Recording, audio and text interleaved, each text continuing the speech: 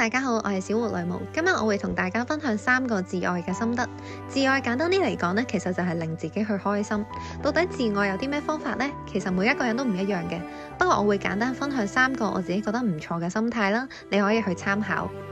第一樣呢，其實就係減少控制，尊重個體性。人有時呢會有個保護機制嘅。同人相處發生問題嘅時候呢，會下意識想人哋去配合自己，又或者下意識覺得問題就係對方嘅責任，例如佢做得唔夠好啊，或者點解要咁樣對自己，之後就會好想控制對方去為自己嘅價值觀作出改變。其實提出你嘅立場係好事嚟嘅，因為可以令對方了解更加多你嘅睇法啦，同時間亦都啟發佢有新嘅視覺。不過控制對方為你做改變有陣時你會用好多力氣，好攰啦，而對方亦都唔一定改變到，唔一定係因為佢唔愛你嘅，而係每一個人其實都有佢好多年嘅生活習慣同埋選擇，而呢一個選擇係冇對錯，只係咁啱你唔中意啫。學識尊重大家嘅個體性，咁樣你會減少好多因為控制唔到而產生嘅不快樂啦。多啲用感恩而唔係應該嘅視覺去看待別人為你做嘅一啲改變。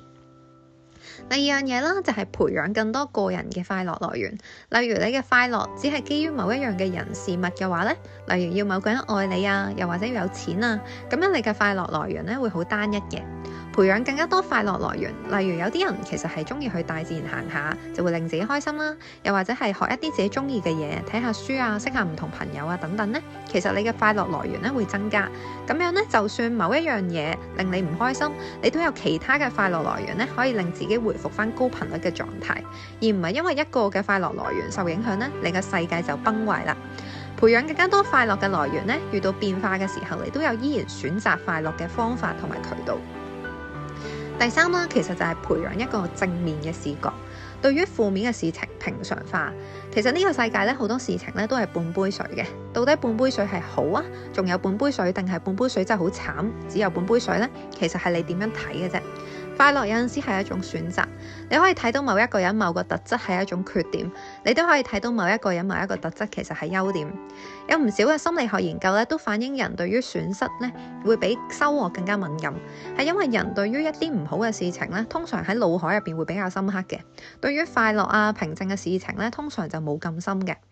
如果你係想自愛，想令自己快樂多一啲你可以有意識地去留意一下每一件事每一個情況嘅正面，又或者每一日寫少少嘅感恩日記，係啦，你會越嚟越純熟嘅，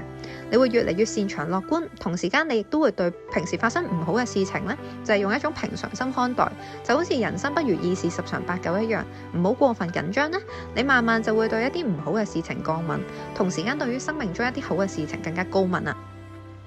如果你想知多啲更加關於愛人自愛嘅分享，歡迎訂閱我哋第3期嘅靈魂月刊，入邊會有更加詳細嘅講解同埋嘉賓分享，亦都歡迎你 follow 我哋啦，去知道更加多身心靈嘅知識。下次嘅靈魂交談會再見。